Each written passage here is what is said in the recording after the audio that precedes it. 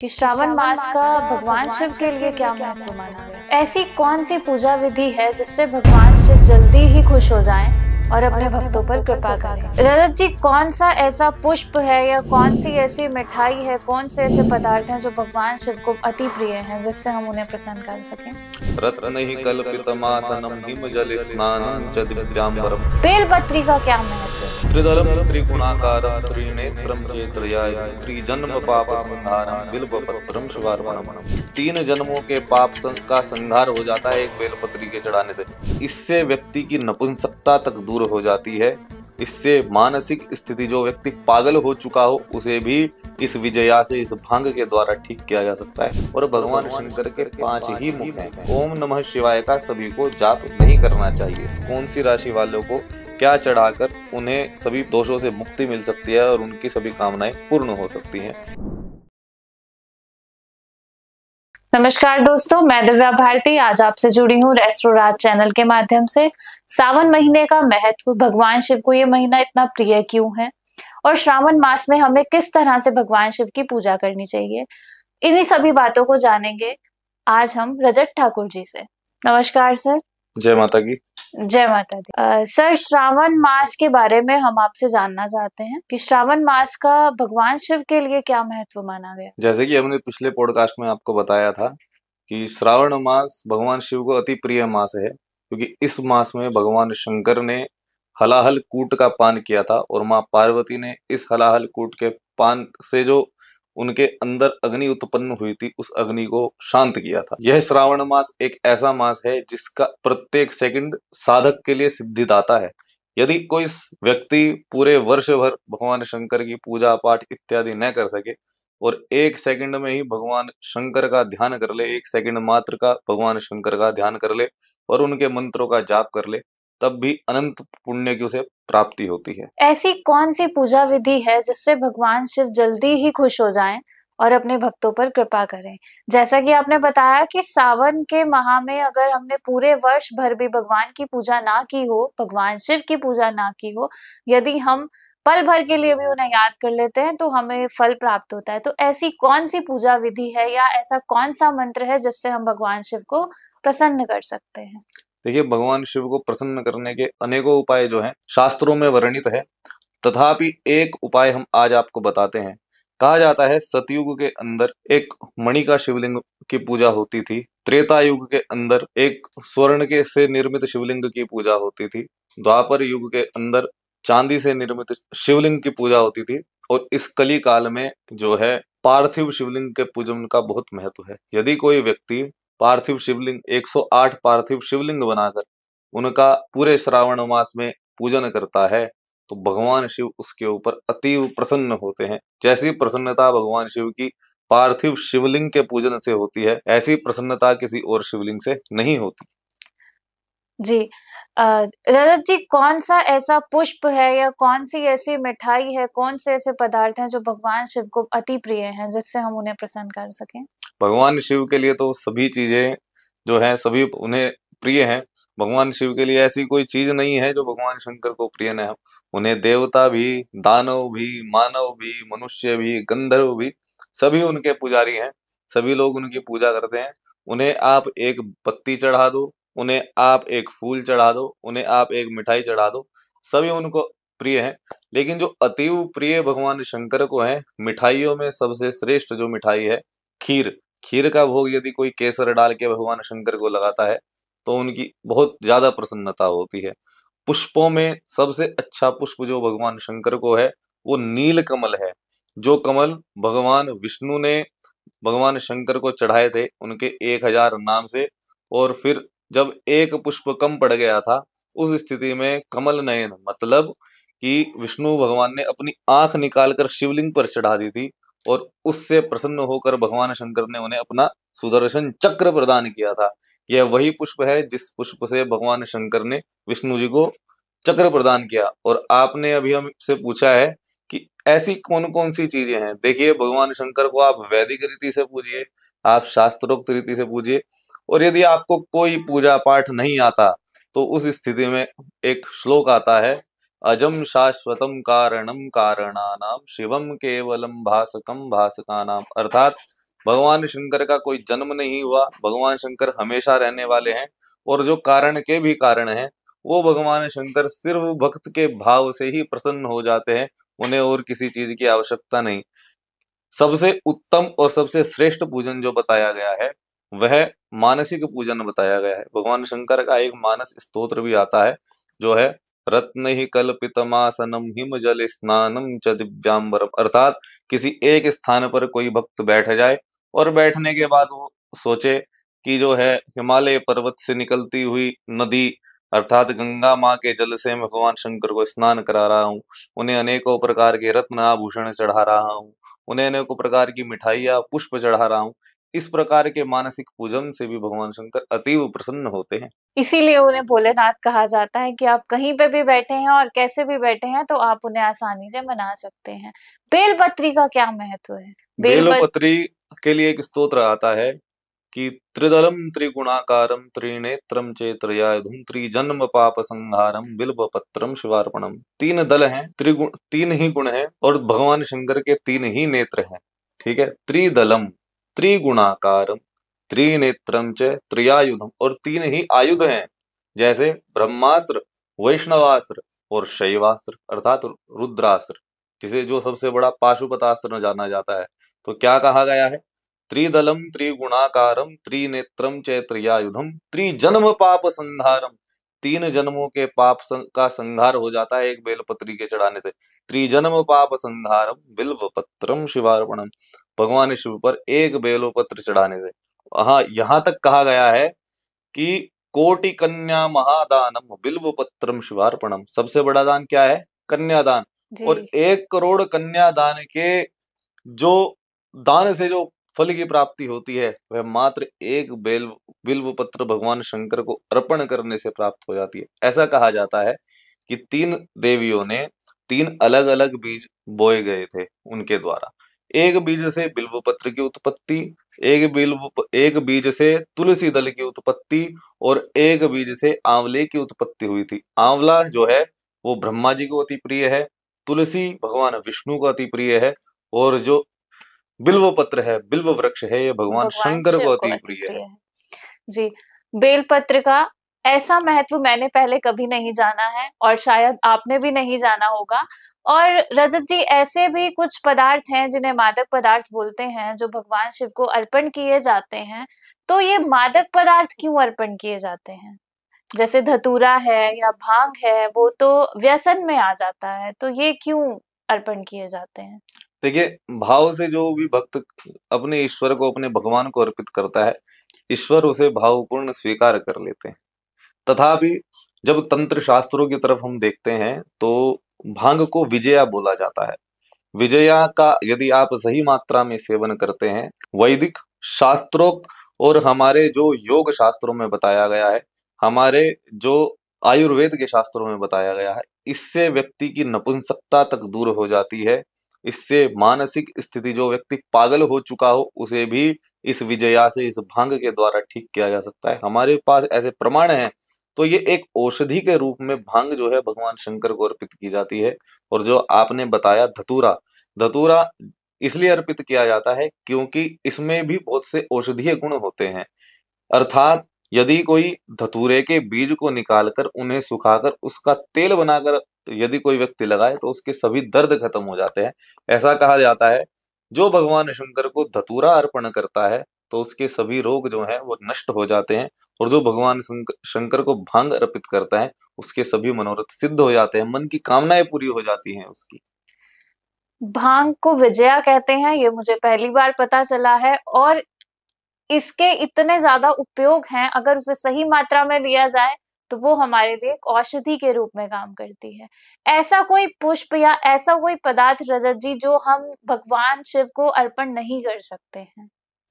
देखिए, वैसे तो भगवान शंकर जो है सभी चीजें स्वीकार करते हैं, तथापि एक कथा आती है कि एक केतकी का पुष्प ऐसा है जो पुष्प भगवान शंकर को पहले तो चढ़ता था, लेकिन जब एक ब्रह्मा और विष्णु के मध्य में जब भगवान शंकर अग्नि लिंग में प्रकट हुए थे तो उस समय भगवान ब्रह्मा और विष्णु में यह बात छिड़ गई थी कि हम में से कौन श्रेष्ठ है। तब भगवान शंकर ने आकाशवाणी के रूप में यह बोला था कि जो मेरा छोर को, ठीक है, जो मेरे, जो जहां से मैं इस शिवलिंग की शुरुआत हुई है और जहां इसका अंत हुआ है, जो इसका पता लगा लेगा, उस व्यक्ति की को हम श्रेष्ठ मानेंगे। तब ब्रह्मा जी हंस का रूप लेकर, मतलब हंस पर आरूढ़ होकर ऊपर की तरफ गए, क्योंकि हंस ऊपर की तरफ जाता है, और जो विष्णु जी है वो गरुड़ पर बैठकर नीचे की तरफ गए, क्योंकि गरुड़ की गति नीचे की तरफ तेज रहती है, अर्थात पाताल लोक की तरफ तेज रहती है, तो वहां पर गए। विष्णु जी सरल स्वभाव वाले हैं, उन्होंने सत्य बोल दिया कि उन्हें उसका कोई और छोर ना मिला, नहीं है ना मिला। और छोर कोई, क्योंकि उनका ना और है ना छोर है, ना उनका जन्म है ना उनकी मृत्यु है। लेकिन ब्रह्मा जी ने यहाँ कोई चाल खेल दी और उन्होंने जाकर एक पुष्प को पकड़ लिया, वहां से केतकी का पुष्प जा रहा था, और उन्होंने कहा, हे केतकी, तू यह बोल देना कि तू सबसे ऊपर भगवान शंकर के अर्थात आकाश में उनके सबसे ऊपर मस्तक पर तू विराजमान था, तो यह जाकर जो है विष्णु को बता देना और इससे मेरी विजय हो जाएगी। ऐसा कहने पर वो विष्णु जी के पास गए और विष्णु जी ने उन्हें विजय घोषित कर दिया और कह दिया कि आप श्रेष्ठ हैं। तथापि भगवान शंकर सभी जानते थे, वो वहां पर क्रोध रूप में प्रकट हो गए और भगवान ब्रह्मा जी का एक जो है, क्योंकि उन्हें पंचानन कहा जाता था, पहले 5 मुख थे, एक मुख जो है वो भैरव जी के द्वारा कटवा लिया। फिर उन्हें ब्रह्म हत्या का पाप लगा, फिर वो काशी में गए, काशी में जाकर उनके वो ब्रह्म हत्या का पाप छूट गया, जिसे हम जो आप स्तोत्र सुनते हैं ना, उस स्तोत्र में कहा जाता है कि देवराज सेव्यमान पावनाद्रि भवनाथ पंकजम पंकजम। व्याल यज्ञ सूत्र मिंदु शेखरम कृपाकरम नारदादि योगी वृंद वंदितम दिगंबरम काशिकापुराधिनाथ काल भैरवम भजे। अर्थात जो काल भैरव हैं, उन्हें भी ब्रह्म हत्या का पाप लग गया था ब्रह्मा जी का शिरोच्छेदन करने से, तब ब्रह्मा जी चतुरानन हो गए, 4 मुख वाले हो गए। तो इस अवस्था में जब उन्होंने भगवान भैरव जी ने शिव जी की आज्ञा से उनका ये मुख काट दिया, ये कहानी अलग है, फिर कभी बताएंगे। तब केतकी को भगवान शंकर ने श्राप दे दिया था कि जो भी व्यक्ति, क्योंकि आज से मैं केतकी का त्याग करता हूं, क्योंकि केतकी ने झूठ बोला है, और जो भी व्यक्ति केतकी मुझे अर्पण करेगा, मैं उस पर क्रोधित हो जाऊंगा, क्योंकि भगवान शंकर ने केतकी के पुष्प का उस दिन त्याग कर दिया था। अर्थात केतकी का पुष्प भगवान शंकर को नहीं चढ़ाना चाहिए। और जो गंदी जगह में, वैसे तो कहा जाता है कि कमल कीचड़ में उगता है, तथापि जो गंदी जगह में और वर्षा के समय, बरसात के समय जो पौधे उग जाते हैं, उनके पुष्प भी भगवान शंकर को अर्पित जो नहीं स्वतः करने उग चाहिए। जाते हैं। जी, जो स्वतः उग जाते हैं गंदी जगहों में, उनके पुष्प भी भगवान शंकर को अर्पित नहीं करने चाहिए। जी, भगवान शिव बहुत सरल स्वभाव के हैं, आप भाव से ही पूजा कर ले तो वो वैसे ही प्रसन्न हो जाते हैं। रजत जी, अभी आपने बताया कि भगवान शिव रौद्र रूप में आए थे ब्रह्मा जी के सामने। हम ये जानना चाहते हैं, श्रावण मास जो इतना पवित्र माना गया है, भगवान शिव को इतना प्रिय है, तो उसमें भगवान शिव के कौन से रूप की पूजा हमें करनी चाहिए?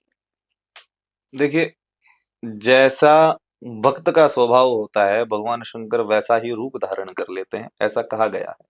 तथापि गृहस्थ लोगों को हमेशा भगवान शंकर के कामेश्वर रूप का पूजन करना चाहिए, क्योंकि धर्मे च अर्थे च कामे च मोक्षे च, क्योंकि 4 ही पुरुषार्थ बताए गए हैं। और जो आजकल हम देखते हैं ये सभी गृहस्थ जीवन वाले व्यक्ति हैं, तो गृहस्थ जीवन वालों को भगवान शंकर के कामेश्वर रूप का पूजन करना चाहिए।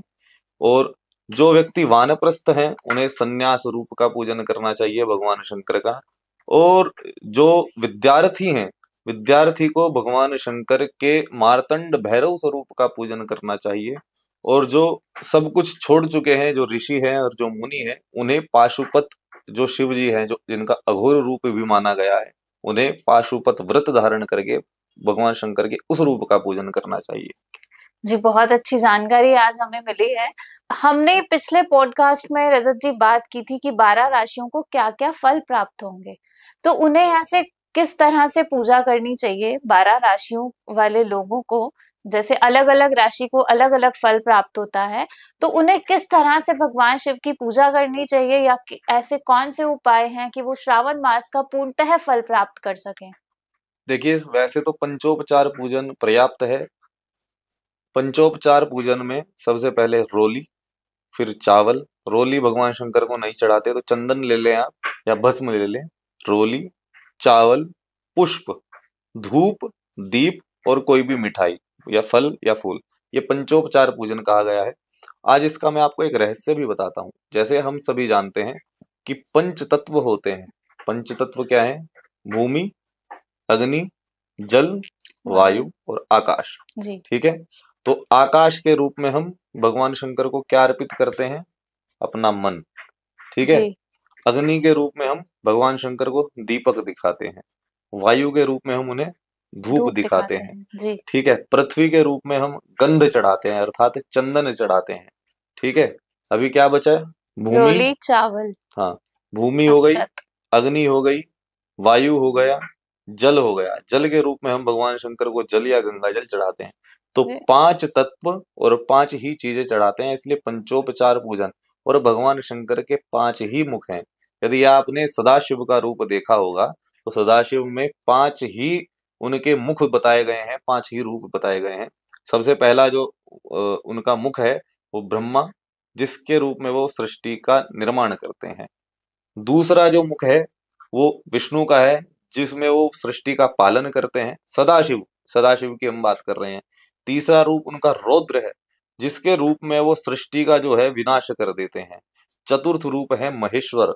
महेश्वर में वो तिरोभाव करते हैं। तिरोभाव का मतलब सृष्टि में फेर बदल करते हैं। ठीक है। जी। और चतुर्थ रूप है सदाशिव। सदाशिव के रूप में जो भगवान शंकर है वो आत्मा को, जीव को मोक्ष प्रदान करते हैं। अब यहाँ पर मोक्ष भी 5 प्रकार के बताए गए हैं। सायुज्य, सामीप्य और सबसे अंतिम जो है वो कैवल्य बताया गया है। 5 की संख्या बहुत महत्वपूर्ण है भगवान शंकर के लिए। इसलिए भगवान शंकर को पंचमुखी रुद्राक्ष भी प्रिय है। और इसीलिए भगवान शंकर का मंत्र भी पंचाक्षरी आता है। नागेंद्र हाराय त्रिलोचनाय। ठीक है। इस ये जो श्लोक है पंचाक्षरी स्तोत्र, नागेंद्र हाराय त्रिलोचनाय, इस प्रकार से भगवान शंकर का पंचाक्षर मंत्र और पंचाक्षर स्तोत्र भी आता है। नमः शिवाय। अब आप इसमें एक और रहस्य निकल के आता है कि भगवान शंकर का मंत्र आता है पंचाक्षर, लेकिन जब हम पूरा मंत्र देखते हैं तो ओम नमः शिवाय आ जाता है। तो ओम नमः शिवाय तो षडाक्षर मंत्र हो गया और नमः शिवाय पंचाक्षर मंत्र है। और कहते हैं कि ओम नमः शिवाय का सभी को जाप नहीं करना चाहिए। तो इसलिए यहाँ पर जो शास्त्र की आज्ञा हम देखें तो यहाँ पर एक प्रश्न उठ के ये भी आता है कि किस व्यक्ति को पंचाक्षर मंत्र का जाप करना चाहिए और किस व्यक्ति को षडाक्षर मंत्र का जाप करना चाहिए। पंचाक्षर मंत्र का जाप सभी लोग कर सकते हैं। षडाक्षर मंत्र का जाप वही करें जिनका यज्ञोपवीत संस्कार हो चुका हो, अर्थात स्त्रियां पंचाक्षर मंत्र का जाप करें और पुरुष वही मंत्र का जाप करें जिनका यज्ञोपवीत संस्कार संस्कार हो हो चुका हो, चुका है। क्योंकि यह वैदिक मंत्रों में आ जाता है। स्त्रियों को नमः शिवाय और पुरुष या यज्ञोपवीत जिनका संस्कार हो चुका है वो ओम नमः शिवाय का जाप कर सकते हैं। उनसे उन्हें भगवान शिव की पूजा का पूर्णतः फल प्राप्त होगा। जैसे कि मैंने आपसे राशियों के लिए पूछा था रजत जी, लेकिन मैं उससे पहले एक क्वेश्चन और है कि मैंने बहुत से लोगों को देखा है कि जब सावन का महीना आता है या कुछ ऐसा सोमवार होता है, मंडे का दिन भगवान शिव के लिए माना जाता है, लोगों की लाइन लगी हुई है, जल चढ़ा रहे हैं, एक दूसरे के ऊपर जल चढ़ रहा है, भगवान शिव तक वो पहुंच नहीं रहा है। तो जल चढ़ाने की ऐसी कौन सी विधि है, किस तरह से जल चढ़ाएं कि हमारी जो इच्छा है वो पूरी हो जाए? सबसे पहले तो हमें, जब हम मंदिर में एंटर होते हैं, जब मंदिर के प्रवेश द्वार में पहुंचते हैं तो वहां पर एक देहली होती है और वहां पर 2 भगवान शंकर के गण खड़े होते हैं। तो उन गणों को प्रणाम करके, और जो वो देहली है वहां पर देहली को प्रणाम करके हमें मंदिर में एंटर होना चाहिए। देहल्यै नमः यह मंत्र बोल दे या देहली हम आपको प्रणाम करते हैं। ऐसा करने के बाद सबसे पहले जो जल अर्पित किया जाता है वो भगवान शंकर की पंचायत वहां पर विराजमान है। गणेश जी वहां पर विराजमान रहते हैं, कार्तिकेय जी वहां पर विराजमान रहते हैं, नंदीकेश्वर वहां पर विराजमान रहते हैं, श्रृंगी जी वहां पर विराजमान रहते हैं, वहां पे माँ पार्वती विराजमान रहती है और सदा शिव नाग के साथ वहां पर विराजमान रहते हैं। सबसे पहला जल विघ्नहर्ता श्री गणेश को हमें चढ़ाना चाहिए, क्योंकि उस प्रथम पूज्य वही है। उसके बाद जो जल है वो नंदीकेश्वर महाराज पर चढ़ाना चाहिए। तृतीय जल जो है वो भगवती पार्वती पर चढ़ाना चाहिए। उसके बाद सदाशिव पर जल चढ़ाना चाहिए और उसके बाद जो जब सभी देवता बचे हुए हैं उन पर वह जल चढ़ाना चाहिए। जी। और रजत जी, जैसा कि मैंने आपसे राशियों के लिए पूछा कि हाँ, कौन सी। राशियों के लिए आप आज हम आपको ये बताते हैं कि कौन सी राशि वालों को क्या चढ़ाकर उन्हें सभी दोषों से मुक्ति मिल सकती है और उनकी सभी कामनाएं पूर्ण हो सकती हैं। मेष राशि वालों को भगवान शंकर पर लाल रंग की चीजें चढ़ानी चाहिए। यदि वो भगवान शंकर पर इस वर्ष अनार चढ़ाते हैं, अनार का भोग लगाते हैं, तो उनके सभी मनोरथ इस वर्ष सिद्ध होंगे और उनके ऊपर माँ लक्ष्मी की कृपा होगी। जी। वृषभ राशि वाले आते हैं सेकंड नंबर पर। वृषभ राशि वालों को एक अत्यंत अचूक उपाय मैं आपको बता रहा हूँ। वृषभ वृषभ राशि वालों को थोड़ा सा चंदन का चूर्ण ले लें और चंदन का चूर्ण जल में मिलाकर भगवान शंकर पर ओम शिवाय नमः इस मंत्र से यदि वो चढ़ाते हैं तो उनके सभी मनोरथ सिद्ध हो सकते हैं। इसके बाद आती है मिथुन राशि। मिथुन राशि वालों को 41 मूंग के दाने इस बुधवार के दिन, श्रावण मास के बुधवार के दिन भगवान शंकर पर जरूर चढ़ाने चाहिए। इससे उन पर अतीव प्रसन्न भगवान शंकर होंगे, उनकी धन संबंधित समस्याएं खत्म हो जाएंगी, कम्युनिकेशन स्किल्स अच्छी होगी, भाई बहनों से उनके जो हैं वो संबंध अच्छे होंगे। जी। इसके बाद कर्क राशि वाले आते हैं। कर्क राशि वाले तो बने ही भगवान शंकर की सेवा के लिए हैं, वो तो जन्म से ही भगवान शंकर के भक्त होते हैं। ऐसे व्यक्ति को भगवान शंकर पर काली गाय का कच्चा दूध चढ़ाना चाहिए और कपिलेश्वराय नमः इस मंत्र से जाप करते हुए। इसके बाद सिंह राशि वाले आते हैं। सिंह राशि वालों को भगवान शंकर पर लाल मिर्च के दाने डालकर और उसमें ओम मंगलेश्वराय नमः इस मंत्र से उनके ऊपर जल अर्पित करना चाहिए, या फिर ओम मार्तंड भैरवाय नमः इस मंत्र से भी जल अर्पित कर सकते हैं। कन्या राशि वालों को भगवान शंकर पर सफेद दुर्वा अर्पित करनी चाहिए और ओम विघ्नेश्वराय नमः इस मंत्र का जाप करते हुए। इसके बाद तुला राशि आती है। तुला राशि वालों को भगवान शंकर पर चांदी से बना हुआ मुकुट अर्पित करना चाहिए। यदि वह यह न कर सके तो कोई भी एक छोटा मुकुट ले लें और वह मुकुट भगवान शंकर पर अर्पित कर दे। इससे उनके राजयोग खुले जाएंगे और राजयोग आपको पता ही है पॉलिटिकल लोगों के लिए अत्यंत महत्वपूर्ण होते हैं। जी। इसके बाद वृश्चिक राशि वाले आते हैं। वृश्चिक राशि वालों का वैसे स्वभाव रहता है वह अपनी बात मन ही मन में रखते हैं, लेकिन भगवान शंकर के सामने आपको ये अपनी मन की बात अवश्य कहनी पड़ेगी। ऐसे व्यक्ति को भगवान शंकर पर शहद अर्पित करना चाहिए और मंत्र वही है ओम मंगलेश्वराय नमः। इसके बाद धनु राशि आती है। धनु राशि वालों को भगवान शंकर पर केले अर्पित करने चाहिए। केले शिवलिंग पर नहीं चढ़ाने हैं। जितने भी भोज्य पदार्थ होते हैं वो भगवान शंकर के या तो योनि पर रख दे या नीचे किसी प्लेट में डालकर रख दे। केले अर्पित करने से उनके सभी विघ्न दूर होंगे, उनकी धर्म में बुद्धि होगी, उनकी मति जो है वो पढ़ाई में लगेगी। जो बच्चे हैं जो पढ़ाई में कमजोर हैं उन्हें भी ये उपाय अवश्य करना चाहिए और यहाँ पर उन्हें ओम वित्तेश्वराय नमः यह मंत्र बोलकर उनके भगवान शंकर को कदली फल अर्थात केले अर्पित करने चाहिए। जी। इसके बाद मकर राशि आती है। मकर राशि वाले वैसे तो बेचारे बहुत परेशान रहते हैं, अपनी बात को किसी से कह नहीं पाते हैं और ये बहुत चिड़चिड़ा स्वभाव इनका रहता है। तो इसलिए इन व्यक्तियों को भगवान शंकर पर 2 धतूरे अवश्य अर्पित करने चाहिए और मंत्र बोलना चाहिए ओम अघोरेश्वराय नमः। इसके बाद कुंभ राशि आती है। कुंभ राशि वालों का स्वभाव ही धन संचय का रहता है। ये हमेशा धन की तरफ आकर्षित रहते हैं और धन कमाने के लिए रहते हैं। और इनका एक स्वभाव और है, ये अपनी पर्सनैलिटी को हमेशा अच्छा बनाने की कोशिश करते हैं। हमेशा बहुत अच्छा इत्र लगाकर ये लोग रखते हैं। तो इन राशि वालों को जल में थोड़ा सा मोगरे का इत्र डालकर या मोगरे का फूल डालकर भगवान शंकर पर अर्पित करना चाहिए और मंत्र वही रहेगा ओम अघोरेश्वराय नमः। लास्ट में मीन राशि आती है।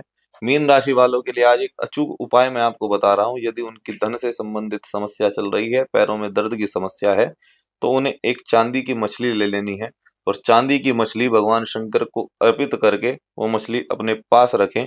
और यह एक इस प्रकार का अत्यंत अचूक टोटका है कि जैसे ही वह मछली आप अपने पास रखेंगे उस दिन के बाद से आपके पास धन की कभी कोई समस्या नहीं रहेगी, धन आपके पास आता रहेगा। और मंत्र क्या है? मंत्र है ओम सांब सदा शिवाय नमः। इस मंत्र से उन्हें यह मछली जो है वो अर्पित करनी है। हमने 12 की 12 राशियों के लिए जो चीज भगवान शंकर पे चढ़ानी है वो भी हमने बता दिया और किस मंत्र के द्वारा यह चीजें चढ़ानी है वो भी हमने बता दी।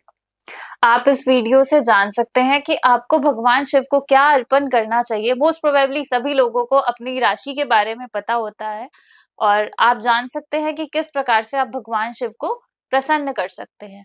रजत जी, एक बहुत कॉमन प्रॉब्लम सामने आई है सभी के कि घर में कलह चलती है, लोगों के हस्बैंड वाइफ की आपस में नहीं बनती है, एक्स्ट्रा मैरिटल अफेयर्स हो जाते हैं। तो क्या हम ऐसी कोई पूजा कर सकते हैं या श्रावण मास में हम ऐसा कोई अनुष्ठान कर सकते हैं जो हमारे घर के कलेश हैं, जो कलह है, वो पूर्णतः खत्म हो जाए? जी, एक कार्य आपको करना है। ओम उमा महेश्वराय नमः, इस मंत्र का अपने घर में श्रावण मास में प्रतिदिन 108 बार जाप करना शुरू कर दें और एक सिंदूर की डब्बी ले लें। सिंदूर की डब्बी हाथ में लेकर शिवलिंग के पास बैठकर ओम उमा महेश्वराय नमः यह मंत्र बोलते हुए 108 बार उस सिंदूर की सिंदूर की डब्बी को डब्बी को। अभिमंत्रित कर लें। अभिमंत्रित करने के बाद 2 गोमती चक्र ले आएं।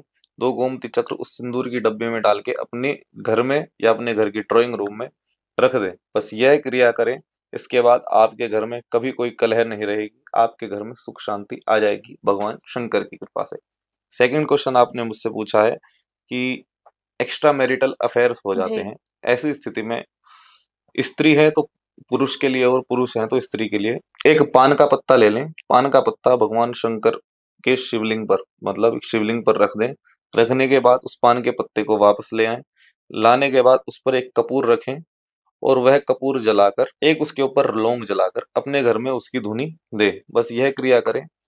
यदि उनके पति या पत्नी किसी गलत संबंध में पड़े होंगे तो उस संबंध से भी उनकी मुक्ति हो जाएगी। जी, जैसा कि हमने जाना कि आप अपने घर के कलह को कैसे शांत कर सकते हैं, किस तरह से आप एक्स्ट्रा मैरिटल अफेयर्स के लिए उपाय कर सकते हैं। रजत जी, जैसे बहुत से मंदिरों में या घरों में हम देखते हैं कि शिव महापुराण जी का पाठ किया जाता है, लोग श्रवण करते हैं पाठ को। यदि कोई पर्सन ऐसा है जो कथा सुनने नहीं जा सकता है श्रावण मास में, या शिव महापुराण का श्रवण नहीं कर सकता है, पाठन नहीं कर सकता है, तो उसे इसका फल पूरा कैसे प्राप्त हो? जी, भगवान, आपने सुना होगा कि गीता जो है वो 5 प्रकार की गीताएं बताई गई। ठीक है, जी। सबसे पहले गीता जो है वो भगवान विष्णु ने सूर्य देव को प्रदान की थी। जी। चलिए वो कहानी हम कभी आपको बाद में बताएंगे और इसके लिए एक पूरा एपिसोड गीता के ऊपर लेकर आएंगे। बस आपके लिए ये है कि जो व्यक्ति शिव महापुराण का पठन पाठन श्रवण नहीं कर सकता श्रावण मास में, वो यदि शिव गीता का पाठ भी अगर कर लेता है तो उसे पूर्ण शिव महापुराण के फल का पुण्य प्राप्त होता है। सेकंड, आपने बहुत अच्छा क्वेश्चन करा था। जो व्यक्ति ना पूजा कर सकता है, ना पाठ कर सकता है, ना कोई शिव महापुराण सुन सकता है, ना ही कोई ये शिव गीता का पाठ कर सकता है या श्रवण कर सकता है, ऐसे व्यक्ति को चतुर्दशी मतलब शिवरात्रि के दिन जी। विट बेल के पेड़ के नीचे किसी ब्राह्मण को, जो शिव भक्त भी हो, उस जी। ब्राह्मण को यदि खीर का भोग वह लगा देता है तो भगवान शंकर उससे अतीव प्रसन्न होते हैं और सभी पदार्थ उसे प्रदान कर देते हैं। और आपके चैनल के माध्यम से, अर्थात इस चैनल के माध्यम से मैं आपको एक और बात बताना चाहता हूँ। एक ऐसी सिद्धि बताने जा रहा हूँ जो सिद्धि शास्त्रों में वर्णित है, जो वेदों में वर्णित है और जो सिद्धि बहुत समय से हमारे गुरु परंपरा में भी चली आ रही है। क्या करना है? शिवरात्रि के दिन रात्रि में धुने के सामने बैठकर, अर्थात यज्ञ के या अग्नि के सामने बैठकर, भैरव जी की प्रतिमा के सामने बैठकर जो रुद्र संहिता का, शिव महापुराण में एक संहिता आती है रुद्र संहिता, जी। जो इस रुद्र संहिता का पाठ कर लेता है तो भगवान शंकर का उस व्यक्ति के लिए साक्षात्कार भी हो सकता है। भगवान शंकर उसके सामने प्रकट भी हो सकते हैं। जी। भगवान शंकर को अपने सामने प्रकट करने के लिए आप रुद्र संहिता का पाठ कर सकते हैं, जैसा कि रजत जी ने हमें बताया।